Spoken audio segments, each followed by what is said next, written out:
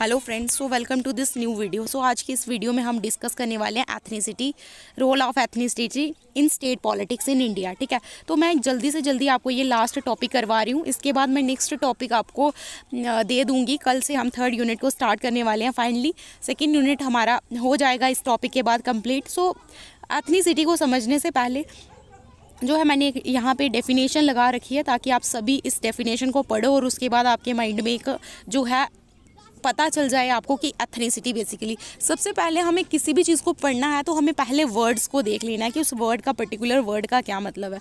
तो यहाँ पे एथनिसिटी का क्या मतलब होता है कि एक ऐसा क्वालिटी या फिर फैक्ट, पॉपुलेशन, एक ऐसा पॉपुलेशन ग्रुप जो कि एक लोगों से बना हुआ है, जिनका एक कॉमन कल्चरल बैकग्राउंड है, कॉमन डिसेंट है। ठीक है, तो जिनका अपना एक कल्चरल बैकग्राउंड है, ठीक है, वो ऐसा ग्रुप, उसी को हम क्या बोलते हैं, एथनिसिटी। जो एक कॉमन कल्चरल बैकग्राउंड, डिसेंट को शेयर करती हैं, उनका कुछ इंटर रिलेशनशिप रहता है जेंडर, एथनिसिटी और क्लास के बीच में। ठीक है, तो ये आ गया हमारा एथनिसिटी पे मीनिंग। अब चलिए हम एथनिसिटी इन स्टेट पॉलिटिक्स समझते हैं।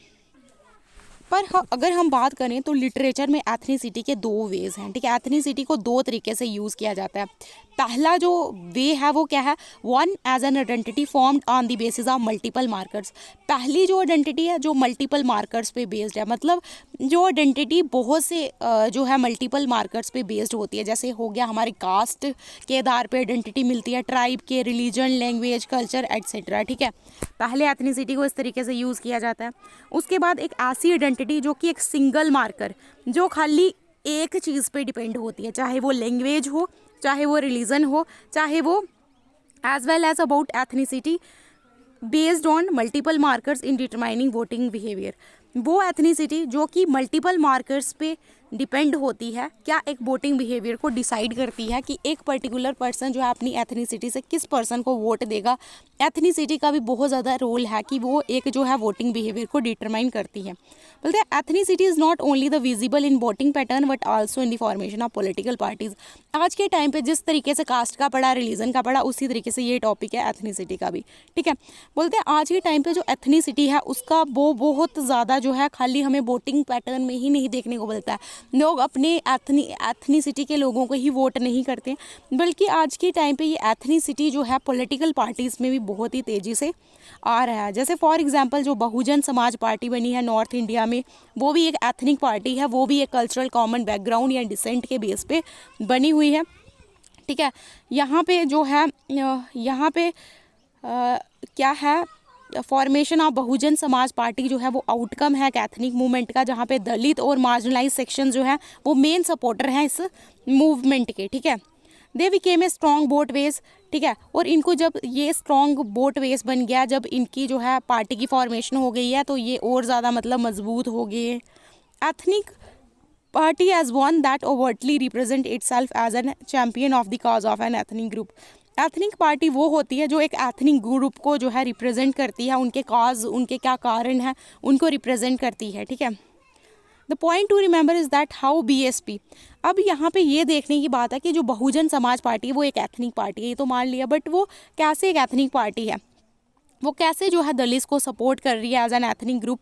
ठीक है, जो सेंट्रल एम है बहुजन समाज पार्टी का एथनिक पार्टी बनने का, वो ये है कि एक जो दलित के लोग हैं ना, उनको एक इफेक्टिव रिप्रेजेंटेशन दिलाना। ठीक है, उनको एक अच्छे से अच्छी रिप्रेजेंटेशन। और एथनिक पार्टी के 3 मेन फीचर्स होते हैं। पहला फीचर्स क्या होता है कि ये ग्रुप को मोबिलाइज करते हैं, किसके बेस पे, असर्टिव करेक्टरिस्टिक्स। जैसे कास्ट के बेस पे लोगों को मोबिलाइज कर दिया कि आप जे इस कास्ट से हो, आप हमारी कास्ट से हो, इस तरीके से जो है ये पॉलिटिकल पार्टीज़ लोगों को मोबिलाइज करती हैं। दूसरा, it resorts to mobilising ethnic insider groups by excluding ethnic outsiders. उसके बाद जो ये कुछ लोगों को जो है, जो एथनिक ग्रुप से बिलोंग करते हैं, जिनका कॉमन कल्चरल बैकग्राउंड होता है, उन लोगों को अपने अंदर ले लेते हैं। और जो वहाँ पे जो आउटसाइडर्स होते हैं, जिनका वो जो है ग्रुप नहीं होता है, उनको जो एक्सक्लूड कर देते हैं। तीसरा, तो ये जो एथनिक ग्रुप है उनके कॉज को रिप्रेजेंट करती हैं उस तरीके से। ठीक है, उसके बाद जो सक्सेस है पॉलिटिकल पार्टीज़ का in attracting of the support of voters from any ethnic group or caste depends directly upon their ability to incorporate office seeking leads from that category. बोलते हैं जो सक्सेस है पॉलिटिकल पार्टीज़ का ये क्या करते हैं, इसकी वजह से क्या होता है कि बहुत से लोग जो है वोट करते हैं इस एथनिक ग्रुप को, जो कि डायरेक्टली क्या करता है, हमें जे एलीट ग्रुप्स के बारे में बताता है। ठीक है, अब आपने एक एग्जांपल देख ली ऊपर की, एक जो मेन पॉलिटिकल पार्टी जो है, आज की जो पॉलिटिकल पार्टी है वो भी एथनिसिटी के बेस पे बन रही हैं। तो एथनिसिटी के बेस पे कौन सी पॉलिटिकल पार्टी बनी है, ज़रा कमेंट में लिख के बताना, मैंने आपको ऊपर बताया हुआ है। ठीक है, उसके बाद यहाँ पे आपको पता है कि वोटिंग बिहेवियर डिसाइड करते हैं।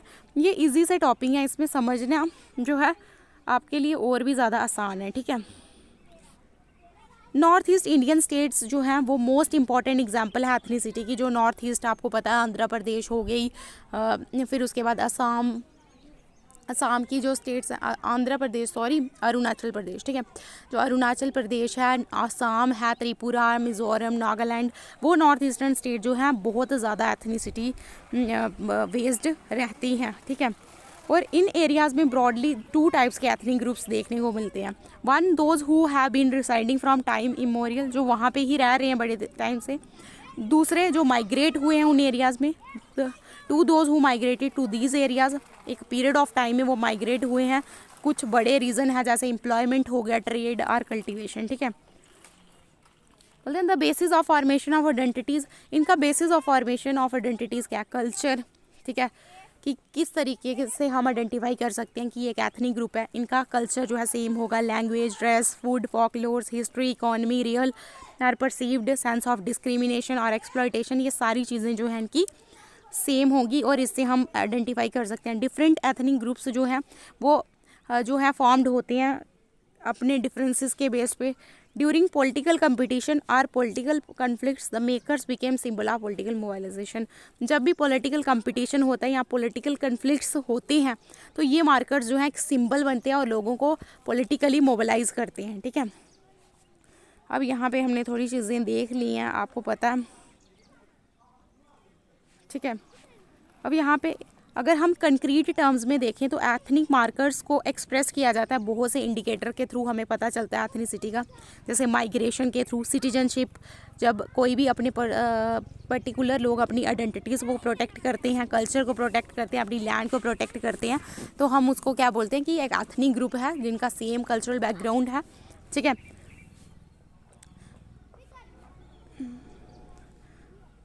और इन इश्यूज़ पे जब भी कोई मोबिलाइज़ करते हैं, ये सिर्फ इसीलिए नहीं करते हैं कि हमें रीजनल ऑटोनॉमी चाहिए, सेल्फ डिटर्मिनेशन चाहिए, इकोनॉमिक और कल्चरल राइट्स को प्रोटेक्ट करना है, बट ये इलेक्शंस के टाइम पे भी जो है इधर सिंगली या जॉइंटली जो है वोटिंग बिहेवियर को डिटरमाइन करते हैं और बोलते हैं कि हम जो है क्या करेंगे, उसी पर्टिकुलर एथनिक ग्रुप को वोट करेंगे। ठीक है, victory of regional parties which derives support from different ethnic groups.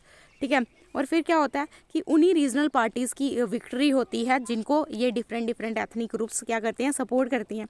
In areas में जो है ये फैक्ट है कि एथनिसिटी जो है मल्टीपल मार्कर्स पे होती है, जो कि एक डेटर्मिनेंट की तरह काम करती हैं वोटिंग बिहेवियर का। ठीक है, लोगों का वोटिंग बिहेवियर डिसाइड करती है। तो ये था आज का सारा एनालिसिस। ये वीडियो मैंने जो है पूरे 8 मिनट में बनाई है, बड़ी जल्दी आज बनाई, क्योंकि मैं यही चाहती हूँ कि आपको जल्दी से जल्दी ये नोट्स वगैरह मिल जाएं, तो अगर आपका जो भी एग्ज़ाम वगैरह अच्छे से हो जाए। चलिए आज की वीडियो में इतना ही, मिलते हैं नेक्स्ट वीडियो में।